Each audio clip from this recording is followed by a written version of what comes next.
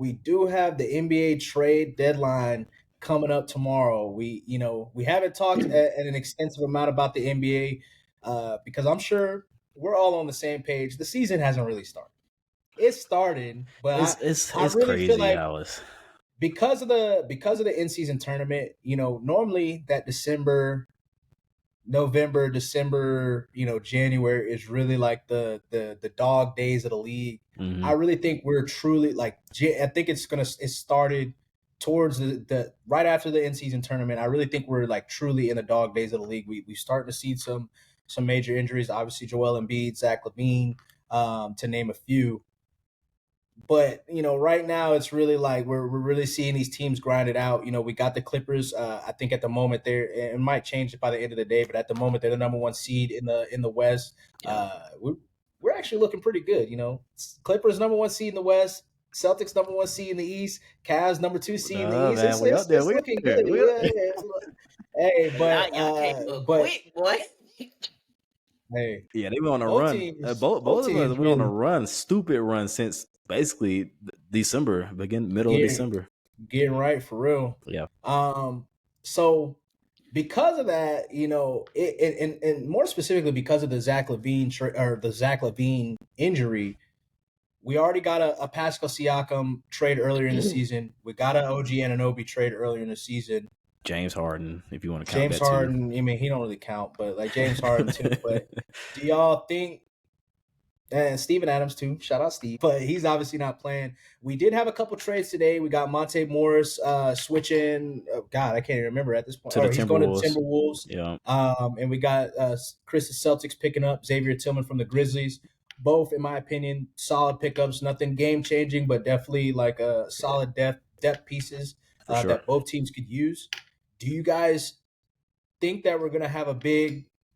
We don't really ever really truly get any true blockbuster trades, but do you guys think that we're going to have a big trade, a big name such as DeJounte Murray moving, or if you want to, maybe LeBron, maybe AD? Last year it was KD. You never really know. I mean, you never know what could pop up. I don't think they move off LeBron. I don't think maybe DeJounte Murray, but I don't even consider that necessarily huge, honestly. Like I think he's a good player. Don't get me wrong. He could definitely help. Play tonight. Yeah, I saw that. But I think he might be the biggest name, but that's not even a huge name. I don't see anybody bigger than him being traded. I definitely don't think LeBron's getting traded. There's been a lot of smoke about that, which I don't know. Anything can happen, but the Lakers look. I don't know. It seems like they turned around a little bit, caught a little bit of a stride, but I also feel like that's because of trade deadline coming up. So I'm interested to see how they play after this.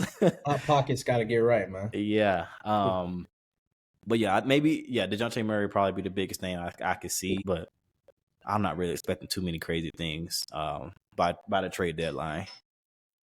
What you think? I don't think nothing's happening. It's gonna be probably another maybe 1 or 2 trades like today, but I mean they be keeping stuff wrapped up a lot, so I don't. They do last minute shit. Yeah, but I don't think nothing's happening. You predicting anything, Shot? Anything?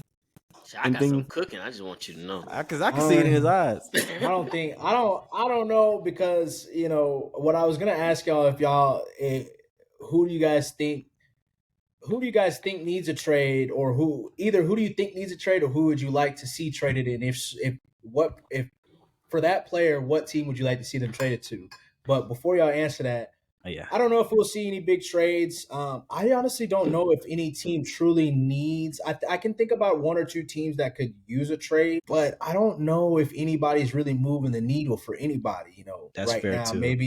Maybe like a Bruce Brown could definitely help. I've got my guy, and that I'll answer after y'all. That I think that should be traded, and I would like to see him go to this place. But I don't foresee us seeing any big names. Especially because of the Zach LaVine injury. I think we will see some. I do think this offseason we'll have a lot of major trades, though. That's why I agree with that. I would have had Philly swinging for a trade, but with Joel's injury, exactly. I don't think why. Why? What's the purpose? So I think that changed a lot. That would have been my team. That would be like, okay, y'all can. get a piece, try to make this little run because Joel was looking really good. But that changes everything now. Of course, the obvious in the West, if they want to start being serious, the Lakers and the Warriors, but who would they get? They need something to change. You know what I mean? The Warriors with the stuff they got going on here, like, they're looking at, they're putting out fillers for Andrew Wiggins. I don't think they're going to trade Klay Thompson. But definitely Andrew can probably go. But like, again, who's moving the needle for the Warriors? I don't know. And will it really change anything? Same thing for the Lakers, honestly, at this point. I think anything that the Warriors do at this point would be like a concession of where they think things are going. I think if they make a trade, it's like a concession. Like, yo, we're just gonna ride it out this last year with these guys. Crazy how you predicted this, but it's crazy how it ended up like this. And then with Chris Paul's injury, like he would have been a good trade piece maybe to get something back if you attach some assets, but yeah, it's just all kind of pointless at this point, in my opinion. So I don't think like anybody trading for anybody. It's like, why? Like, what does it really move for you? I think it kind of is what it is. You just got to play better. If you got to put it together, I don't think a move is going to help anybody outright at this point. Okay. What say you, Chris? If I had to choose a team, maybe Milwaukee. Add some depth to them. Defensively, really. It just something seems off with that team. I don't know what it is. It just seems like something not right. 1-4. Are they playing tonight? I don't know. But 1-4 since they got Doc Rivers.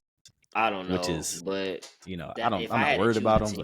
But yeah, I mean, that's what I'm saying. Like, I just feel like it's interesting. They don't scare nobody.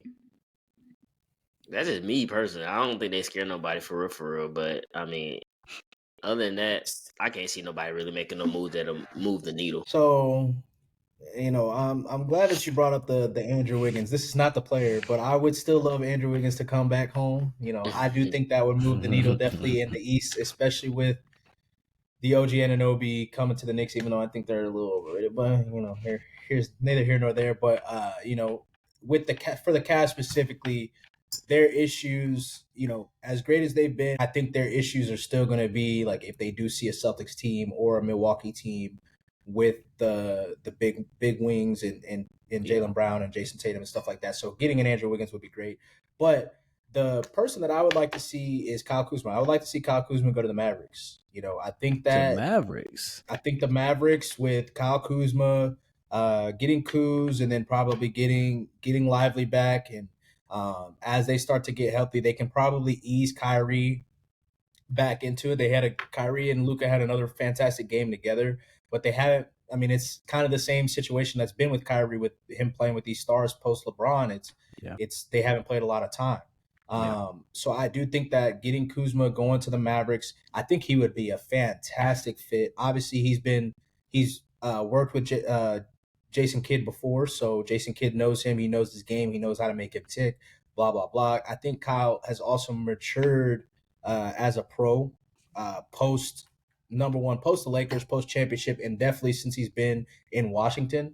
I really think he would be a big asset. I'm not sure in terms of a pure needle mover because I don't know if I don't have them as a championship ceiling, but in terms of back in the Western Conference, like you get a Western Conference with Kyrie, Luka, and Kyle Kuzma, I promise you, no team wants to see that. That's fair. Period.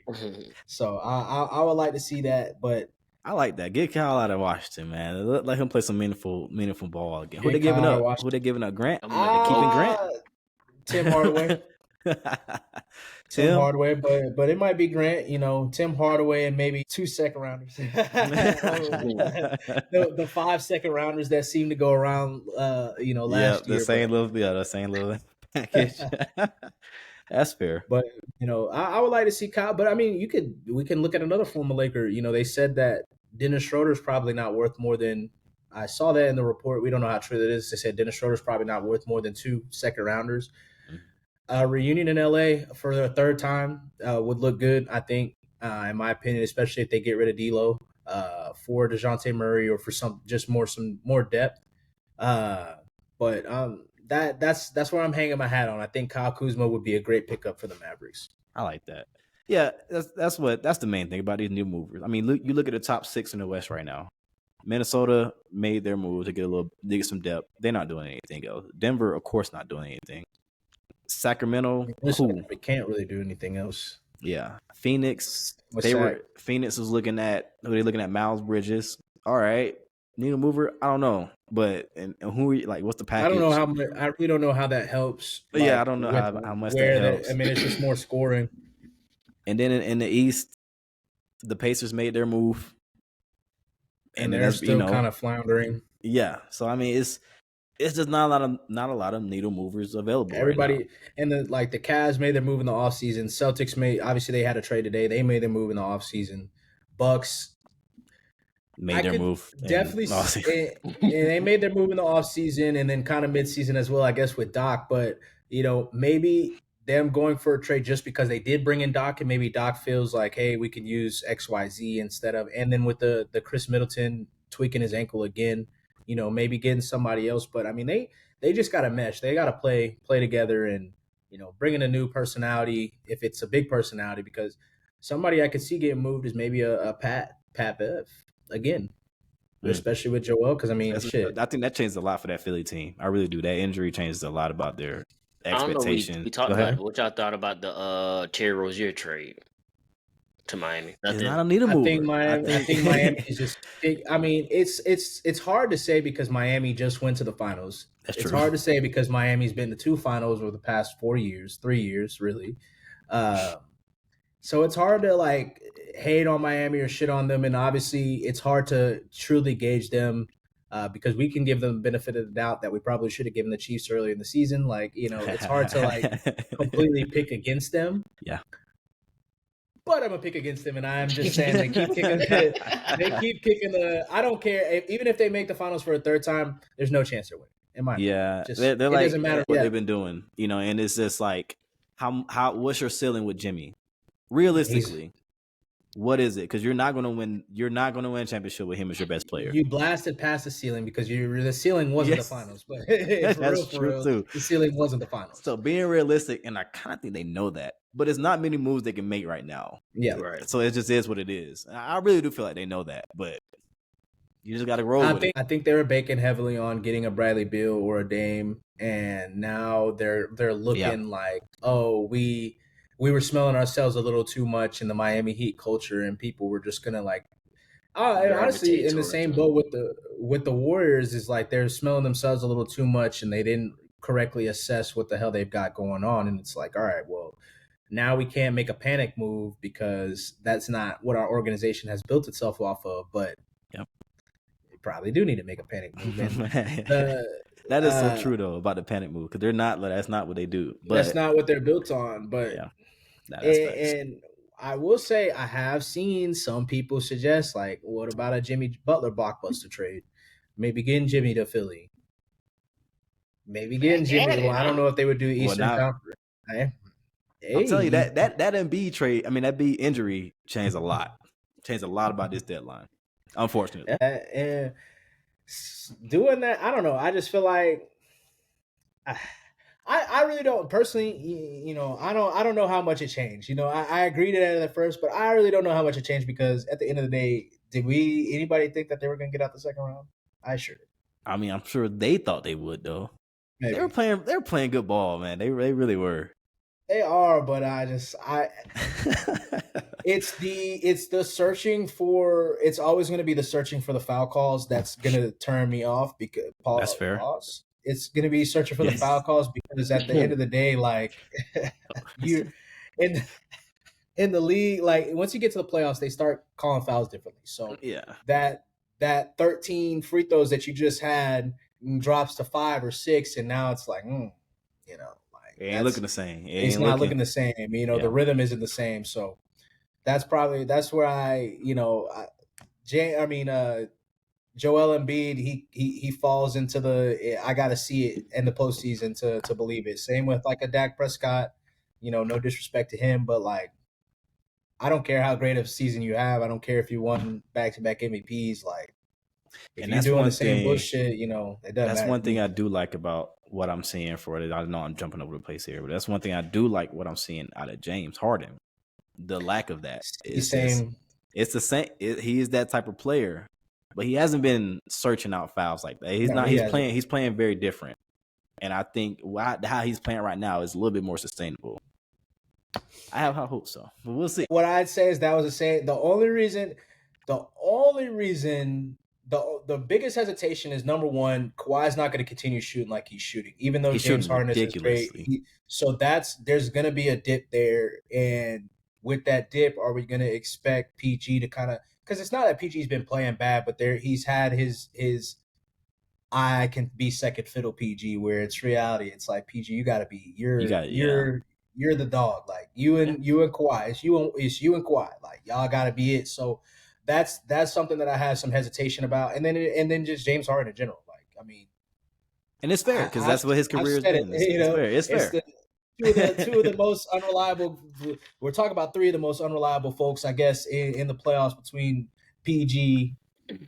I mean, not Kawhi, but PG, James, and Joel Embiid. So like, it's hard to like. You want to, but shit. Even for the Cavs, like the Cavs have a lot to prove in terms of unreliability. Like Darius Garland's got to show. He's got to show that he's gonna, especially with all the injuries, he's got to have a series. Like Donovan Mitchell, like people have had questions about him even back to Utah. Like he's put up so many great games in the playoffs, but like he gets the number one seed, he gets the top 3 seed, and then they flame out in the playoffs. And even he's honestly somebody that has a lot to gain from a great deep playoff run, in my opinion, because like you said, into a different tier.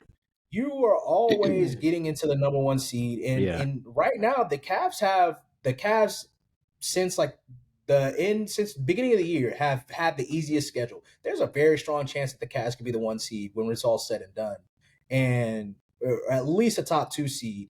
And Donovan Mitchell, you're gonna have to like do something. You're gonna have to do something. Like it's a lot of pressure coming up for a lot of guys. That's fair. A lot of guys that aren't the normal people that you think are like, I think KD he's got a big postseason coming up. You get a first, second round exit, it's not a good look. It's looking a little bleak. What you gonna do? Ask out of there?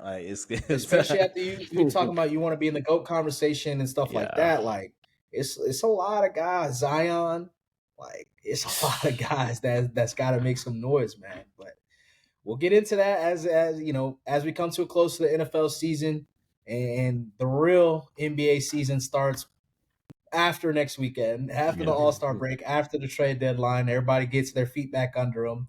You know, we'll be back to revisit and look how things go. But man, Kobe episode, man. Appreciate y'all joining in with us again, and we'll catch y'all next week. Yes, sir. Yeah.